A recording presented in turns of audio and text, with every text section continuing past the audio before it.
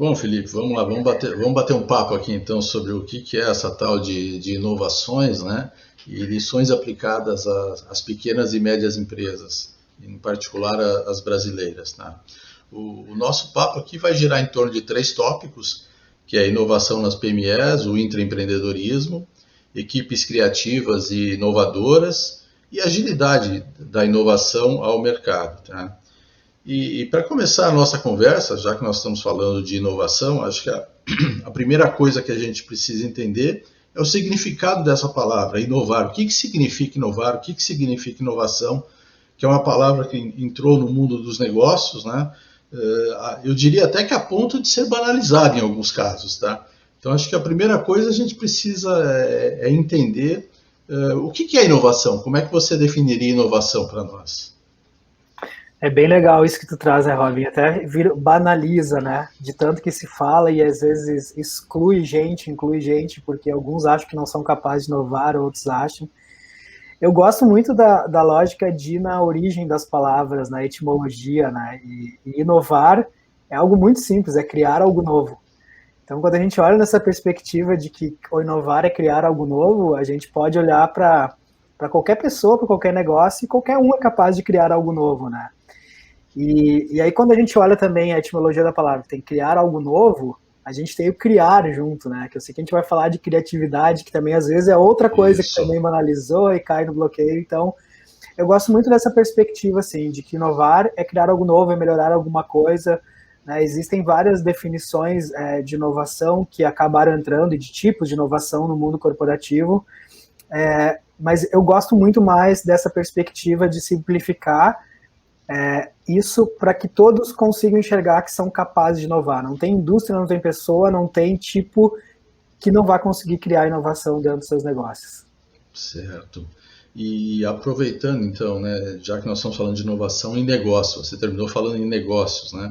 O que a gente, talvez antes disso, como é que você definiria os tipos de inovação? Porque existem alguns tipos de inovação, né? Nós podemos pensar em termos de contexto da inovação, nós podemos pensar em termos de aonde ela é aplicada, né?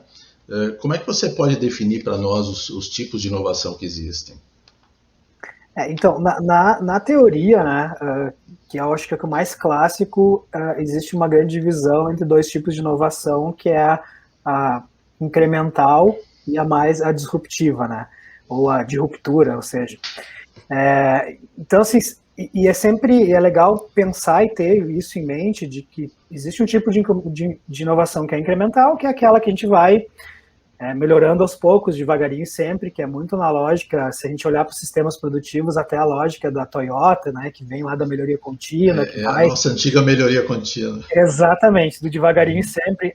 Tem até as metáforas, né, até vou usar essa metáfora para falar dos tipos de inovação, que tem as metáforas do sistema produtivo, tem lá, né, a Toyota faz muito mais na lógica da tartaruga, devagarinho e sempre, enquanto que outras empresas vão mais na lógica da lebre, que é aquela que ela corre, né, avança rápido, para e de vez em quando espera. Acho que a inovação vai nesse mesmo sentido. Então a gente tem incremental, que ela é na lógica da tartaruguinha, ela vai devagarinho sempre, não para, eu vou melhorando alguns aspectos aos poucos, né, vou fazendo pequenos upgrades, pequenas melhorias, enquanto que a outra de ruptura, né, ela é muito mais na lógica da lebre, ou seja, eu faço uma grande mudança, ou seja, eu dou uma grande corrida e daí paro, porque aquilo tem que, né, se acomodar no meu negócio, eu tenho que ver o resultado que deu, eu tenho que fazer os ajustes necessários e tal.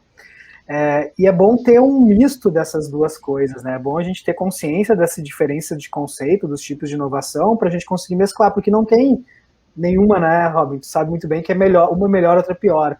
Ela tem em situações São diferentes, a gente vai ter que opções. usar. Uhum. São opções, exatamente. E é legal usar as duas coisas, né? Acho que a gente tem que estar olhando para pequenas melhorias, para não parar nunca, né, na lógica incremental, mas a gente também tem que, para não ficar também só mais o mesmo, a gente precisa olhar para essa lógica mais de ruptura e criar inovações mais abruptas, digamos assim. Perfeito, né? Eu até vou te provocar um pouquinho, como eu trabalho com isso também, né? Eu tenho visto também nessa questão de banalização, o pessoal chama muito qualquer inovação, eu estou exagerando um pouco, mas nem tanto assim, tá? Qualquer inovação como inovação disruptiva, né? Na realidade, a inovação disruptiva é um termo, né, como você sabe, que veio do Clayton Christensen, né, um ex-professor do MIT, já falecido, que desenvolveu isso no livro O Dilema do Inovador. Tá? E ele também até criticava alguns exemplos que o pessoal usa, né, o Uber, por exemplo, dizendo que o Uber não era uma inovação disruptiva, né, porque, segundo ele, num conceito bem simples, a disruptiva ela traz algum produto, seja um bem, seja um serviço, para um público que não era atendido pelo que já existia no mercado, com funcionalidades básicas, com um pouco menos, a gente poderia entender até de qualidade, a um preço mais acessível, né? E que não é evidentemente o caso do Uber, né? Tá?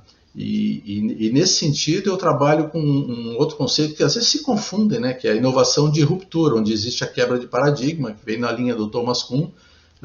E o que é quebrar um paradigma? Você inovar um meio de transporte, um avião é uma inovação, uma TV de tela plana é uma inovação, mas ela não é barata. Essas inovações não foram feitas para atingir um público que não era atendido pelo que existia antes, muito pelo contrário. Tá? Embora na inovação disruptiva também possa haver uma quebra de paradigma.